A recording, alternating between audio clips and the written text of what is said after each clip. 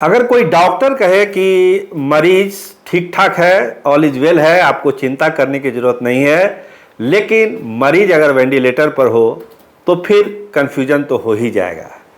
तो आप देखना शुरू कर चुके हैं गणादेश बिहार और मैं आपके साथ सरोज सिंह।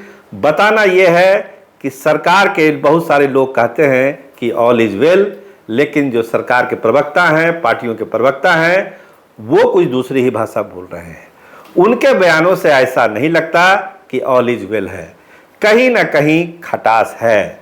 और खटास क्यों है ये आप सब जानते हैं, इसको दोहराने की जरूरत नहीं है। तो पहले उन बयानों को आप सुनिए और खुद फैसला करिए, क्या सरकार के अंदर सब सही है, ऑल इज वेल है, या पर्दे के पीछे कोई एक अलग पटकथा लिखी जा रही है, दिल्ली में भी और पटना में भी। तो पहले उस बयानों को गौर से सुनिए और उसका एक विश्लेषण करिए। अब Sunil Singh is not ultimate leader of the RJD ना, why should we react on Sunil Singh? Lalu Yadav क्या बोले, राबड़ी देवी क्या बोली, दैट इज मोर इम्पोर्टेंट ना। अननेसरी आप लोग 24 क्योंकि आपको तो 24 घंटा पोर्टल चलाना है, तो आपको तो रोज सनसनी चाहिए, तो रोज सुनील सिंह कर रहे हैं। सुनील सिंह कोई हम लोगों के लिए अभी डोंट टेक हिम सीरियसली। जिस समय की बात कर रहे हैं उस समय तो आप सबसे सक्रिय मंत्री थे, आप उसके पार्ट थे, आप माननीय लालू प्रसाद जी के सबसे करीबी थे। और भाई आपको यह भी नहीं भूलना चाहिए कि वर्ष 1995 में एक बहुत बड़े सहकारी नेता का हत्या हुआ था, उसमें आपका डायरेक्ट नाम इन्वॉल्व था। सारे राज्य के लोग जानते थे कि भाई आप उसमें इन्वॉल्व हैं, और माननीय लालू प्रसाद जी नहीं होते तो शायद आपका आज अता पता नहीं होता। और आप जंगल राज की बात करते हैं, आप कहते हैं कि डॉक्टर का किडनैपिंग होता है।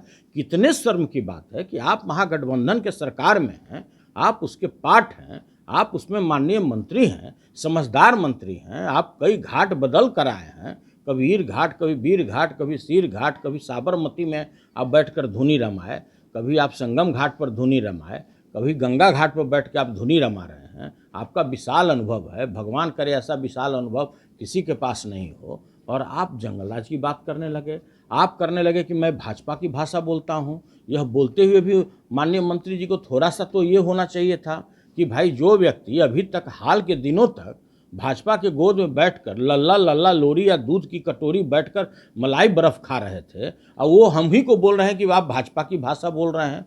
पूरा देश जानता है, पूरा राज्य जानता है कि वर्ष 1995 से लेकर आज 2023 तक कैसा भी झंझावात आया, कितना भी तूफान आया, कितना भी आंधी आया, कभी भी हमने उस परिवार के साथ दिया, सभी लोग जानता है।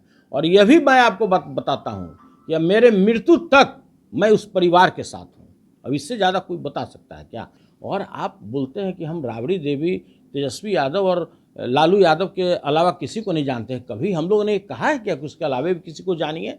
अरे 1 लाख अगर कार्यकर्ता होगा बिहार में, अगर सक्रिय कार्यकर्ता राष्ट्रीय जनता दल का, तो उसके सबसे छोटा कार्यकर्ता और सिपाही मैं मानता हूँ। माननीय नीतीश कुमार की अगुवाई में चट्टानी एकता के साथ महागठबंधन की सरकार सफलतापूर्वक जन आकांक्षाओं के अनुरूप चल रही है।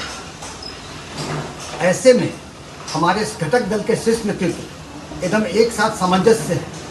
ऐसे में किसी पार्टी के कोई कार्यकर्ता या नेता कोई बयान या प्रतिक्रिया देता है, चाहे वो व्यक्तिगत हो, व्यक्तिगत ही मानी जा सकती है, क्योंकि पार्टी राजद का शीर्ष नेतृत्व जदयू के शीर्ष नेतृत्व के साथ एकदम है। तो ऐसे लोगों के बयान को नोटिस में नहीं लेना चाहिए, क्योंकि एक मनोवैज्ञानिक समस्या होती है अटेंशन सीकिंग डिसऑर्डर, इसमें कि व्यक्ति को लगता है कि हम पर लोगों का ध्यान आकृष्ट हो। वैसे लोगों का इलाज यही है कि ऐसे लोगों पर ध्यान न दिया जाए, और वैसे लोगों के बयान और प्रतिक्रिया का हम नोटिस नहीं लेते हैं, क्योंकि वैसे लोगों के बयान या प्रतिक्रिया का कोई महत्व नहीं है। अगर वो इशारों में अपनी कुछ शब्दों के बाजीगरी से कुछ एहसास करना चाहते हैं, तो हमें लगता है कि ये उनके बहुत ही निचली स्तर का, उनकी मानसिकता का परिचायक है कि वैसे टिप्पणी पार्टी में रखे करते हैं। अगर वो राजद के एमएलसी हैं और राजद के शीर्ष नेतृत्व के खिलाफ जाते हैं, तो राजद का शीर्ष नेतृत्व को देखना है क्या कार्रवाई करे, उन पर लगाम लगाए, अन्यथा हमारी पार्टी के नेता कार्यकर्ता का विषम का बंध टूट सकता है। मुश्किल में सरकार दिख रही है। कोई संकट में नहीं सरकार है, सरकार महागठबंधन की आईडी, ईडी, आईटी, सीबीआई अध्यादेश कोई काम नहीं करेगा। बिहार में महागठबंधन एकजुट रहेगा। तो आपने इन बयानों को देखा और सुना, क्या महसूस हुआ? ऐसा नहीं लगता है कि जो रिश्तों में खटास थी वो धीरे धीरे बढ़ रही है? पहले व्यक्तिगत आरोप नहीं लग रहे थे, सारा ठीकरा भाजपा पर फोड़ा जा रहा था कि ये सब भाजपा वाले लोग कर रहे हैं, अफवाह फैला रहे हैं, इसको बहुत सीरियसली लेने की ज़रूरत नहीं है किसी को, ना आपको, ना मीडिया को, ना और किसी लोगों को। सरकार मुस्तैदी से चल रही है। देखिए, सरकार तो चल रही है। बहुत सारे विश्लेषक बताते हैं कि देखिए, लोकसभा चुनाव तक अभी इस महागठबंधन में कुछ नहीं होगा। प्रशांत किशोर ने भी यही बात कही कि देखिए, दो चार नेता आगे पीछे इस पार्टी से उस पार्टी में चले जाएंगे, लेकिन मेरा अपना आकलन है, प्रशांत किशोर का आकलन है कि लोकसभा चुनाव तक कोई बड़ा उलटफेर नहीं होगा दोनों गठबंधन में, महागठबंधन में। तो क्या प्रशांत किशोर जो बात कर रहे हैं और ये जो बयानबाजी हो रही है, दोनों कहीं फिट बैठती है, या दोनों अगर फिट नहीं बैठ रही है तो फिर कहानी है क्या?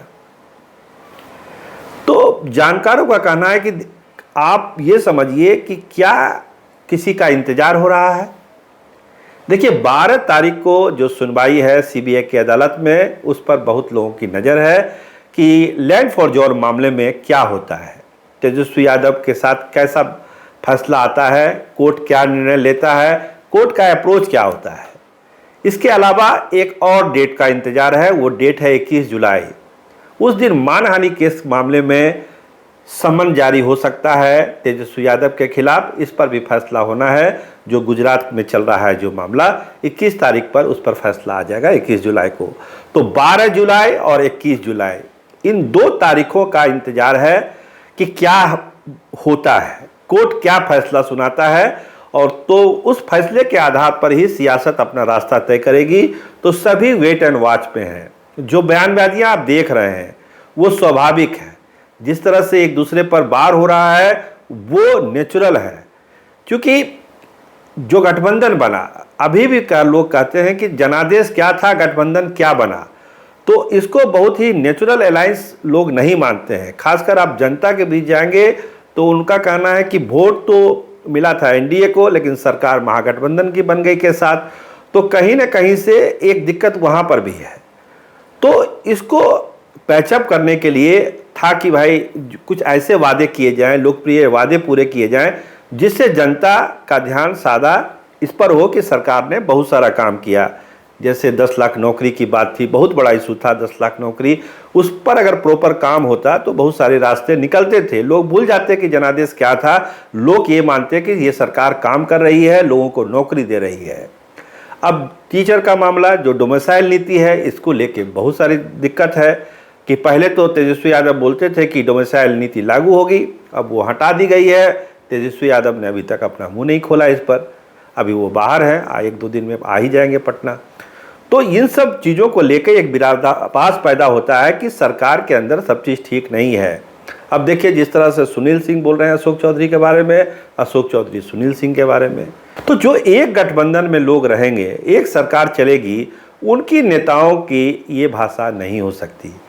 तो खटास बढ़ती जा रही है, दूरियां बढ़ती जा रही है। तो इंतज़ार कुछ तारीखों का है, 12 तारीख का इंतज़ार है, 21 तारीख का इंतज़ार है, और सबसे बड़ा इंतज़ार है कि जो 18 को बैठक हो रही है एनडीए की वहाँ पे दिल्ली में, उसमें कौन कौन सी पार्टियाँ जाती है, छोटी पार्टियाँ बिहार की उसमें शामिल होती हैं।